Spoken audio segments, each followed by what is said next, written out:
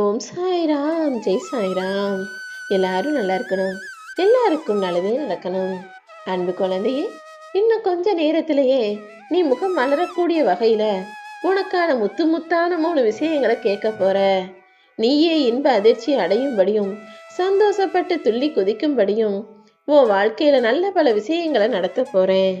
உண்மையிலேயே அடுத்து என்ன நடக்கும்னு இந்த உலகத்தில் எந்த மனிதர்களுக்கும் தெரியாதுதானே. ஆனா உன்னுடைய கடந்த காலம், நிகழ்காலம், எதிர்காலம்னு முக்காலத்தையும் முழுசா புரிஞ்ச இந்த சாயப்பா உனக்கு எது நல்லதுன்றதையும் தெரிஞ்சுதான் வச்சிருக்கேன். எப்பவுமே நீ யாரை பத்தி நினைக்கும் போது உன் மனசு மகிழ்ச்சி அடையுதோ அவங்கள உன் கூட வச்சுக்கோ. யாரை பத்தி யோசிக்கும் போது உனக்கு கவலை வருதோ, கோபம் வருதோ அவர்களை உனக்கு தூரமாகவே வச்சுக்கோ என் செல்லவே. தனிமையா நிக்கிற மரம்தான் எவ்வளவு வலிமையா காத்தடிச்சாலும் அதை சமாளிச்சுக்கிட்டு வளர்ந்து நிற்கும். நீயும் தனிமையில் இருந்தாலும் தவித்து கொண்டிருந்தாலும் எல்லாத்தையும் சமாளிக்கக்கூடிய திறமையோட நான் உன்னை படைச்சிருக்கேன். அப்படி இருக்கும்போது நீ ஏன் வாழ்க்கையை நினைச்சு பயப்படுற? கடந்து சென்றவை அனைத்தும் பாதைகள் கிடையாது, நீ கத்துக்கிட்ட பாடங்கள்ன்றத ஞாபகம் வச்சுக்கோ.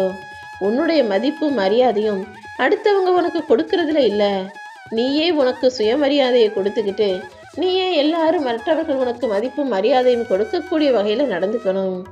ஒருத்தர் பேசக்கூடிய வார்த்தைகள் உன் மனசுக்கு சூடா இருக்கா குளிரா இருக்கான்றது சூழ்நிலையை பொறுத்து தானே.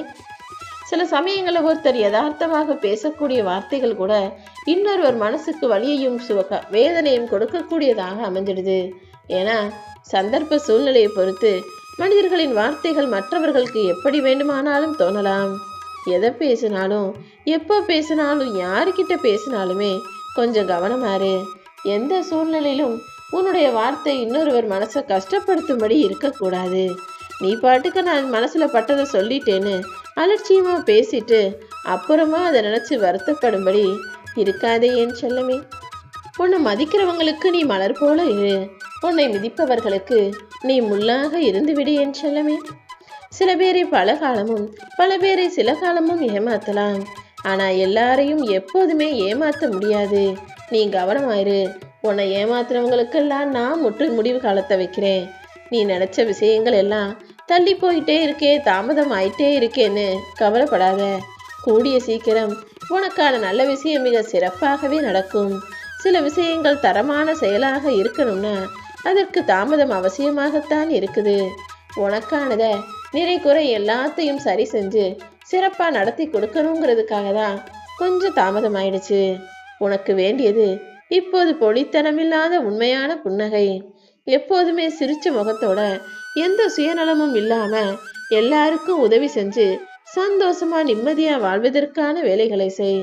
உன்னுடைய எதிர்பார்ப்பு இல்லாத அன்பும் கவலைகள் மறக்க வைக்கக்கூடிய நட்பும் எனக்கு ரொம்ப பிடிக்கும். எல்லாருக்கும் அன்பா அனுசரணையா ஆதரவாக இருக்கக்கூடிய உனக்கு துணையா இந்த சாயப்பா நிச்சயமாக இருப்பேன். இன்னைக்கு என்ன செய்யணும்னு நினைக்கிறியோ அதை தைரியமா செய். இன்று நீ செய்யக்கூடிய காரியங்களில் எல்லாம் உனக்கு வெற்றியை கொடுக்கணும் நான் முடிவெடுத்துட்டேன். மங்களகரமான இந்த நல்ல நாளில் நீ செய்ய நினைக்கிற எல்லா காரியங்களும் உனக்கு சிறப்பாக நடந்து முடியும்.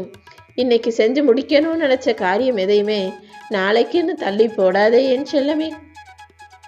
ஒருத்தர் மேல உனக்கு உண்மையாகவே அன்பு இருந்தா அவங்க நாளைக்கு அது செய்வாங்க இது செய்வாங்கன்னு பிரதிபலனை எதிர்பார்க்காமல் உண்மையான அன்பை செலுத்தக்கூடிய ஆளாக நீ இருக்கணும்.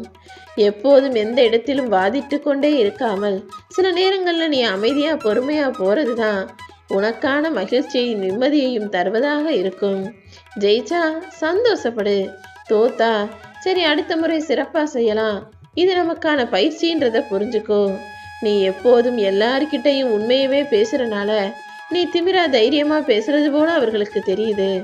ஆனா அது உனக்கு உண்மை கொடுக்கும் கம்பீரம்ங்கிறது எனக்கு தானே தெரியும். எப்போதுமே வாழ்க்கையில வரக்கூடிய சவால்களை வரவேற்கவும் அதை எதிர்கொள்ளவும் தயாராயிரு. சவால்களும் பிரச்சனைகளும் தான் இன்னும் உன்னை வலிமையான ஆளாக மாற்றும்.